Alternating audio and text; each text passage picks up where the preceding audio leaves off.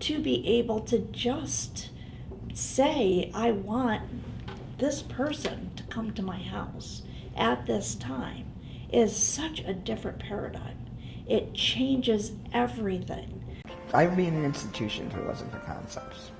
I have 24-hour PA services, and I work full-time and have a very active life.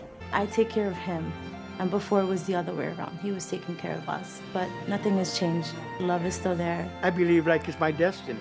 For everything she did for me, if I could even do 1/10 of what she did, I could look at her and say, well, I know she had the best skill that any human being could give. For me, it meant that my mom had services that kept her out of a nursing home. CDPA has meant everything to me. I'm able to choose who's going to take care of my grandmother. I make them aware of what annoys her. We're able to create an environment of peace, of care and kindness, of trust and understanding between the personal assistants and my grandmother. My home attendant works for me, not for the agency. They're allowed to do whatever I need done. And therefore, if I wasn't with concept, I would probably be in a nursing home, God forbid. And I wouldn't want that to happen. My mommy has cerebral palsy, and I have osteogenesis imperfecta. And when I was born, it was a little bit different, I think, more harsh on the disability community and their thoughts on people with disabilities being able to raise a child, let alone a child with a disability.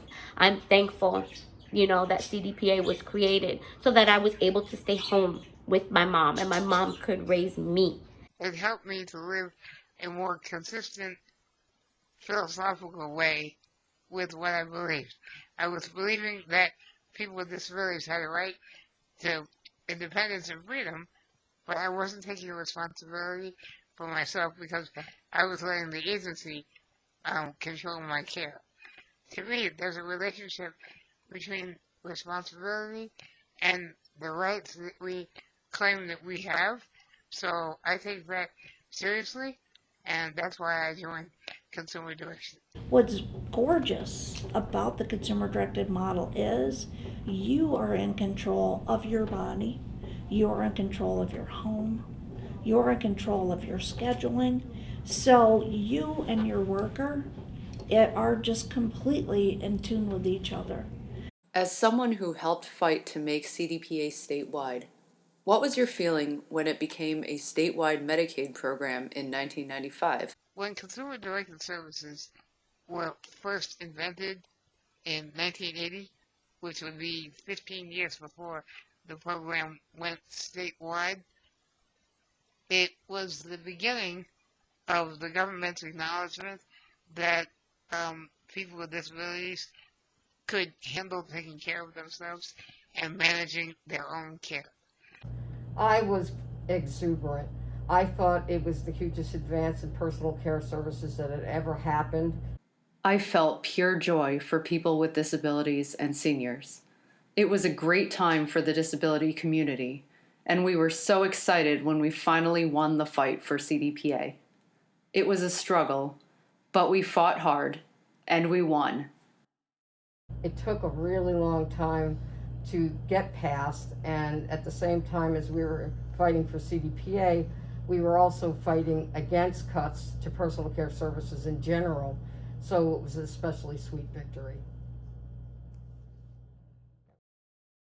What would you say to the trailblazers of this program? CDPA came on at a very critical time in services for people with disabilities as we were trying to fight for personal care services overall. So it was a very large victory for us, a sweet victory, and I thank everyone who was involved. And so, to the trailblazers that created this initial program, people like the late Marilyn Saviola, Sandra Schnur, Ira Holland, and many of the others. We have a few of the founders still alive today, people like Nancy Brown and Joanne Vitiello.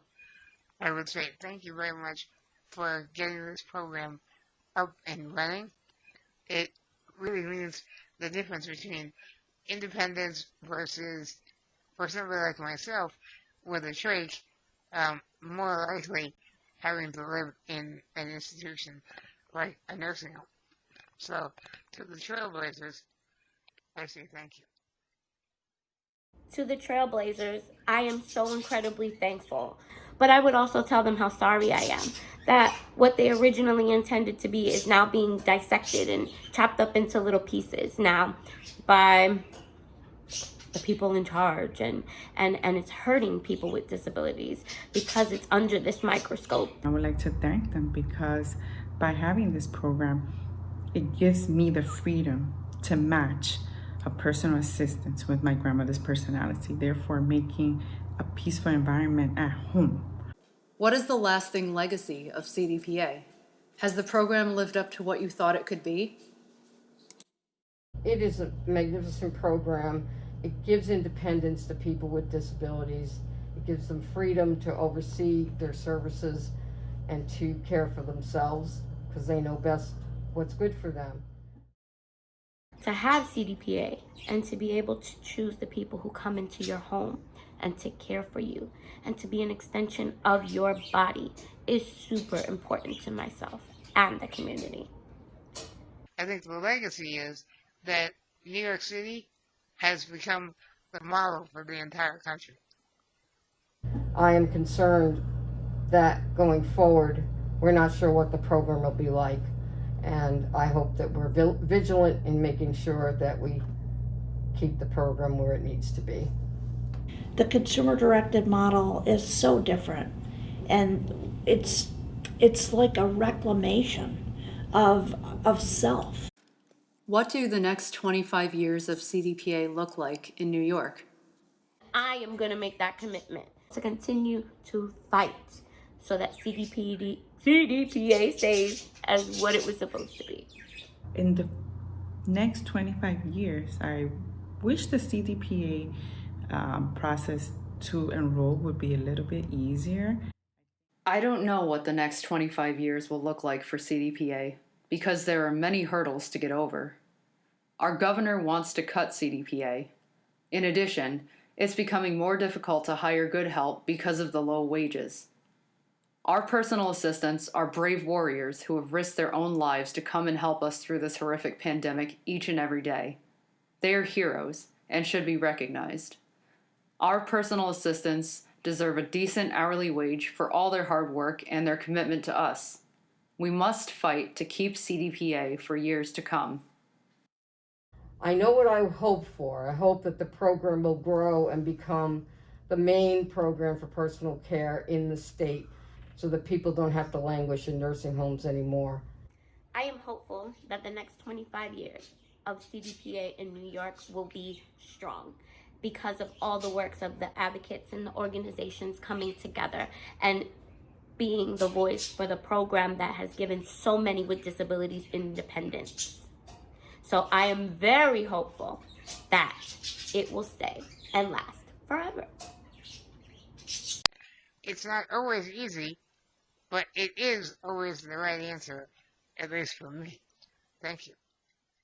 I say do it, because there's nothing like living outside on your own. That's totally different than living in an institution.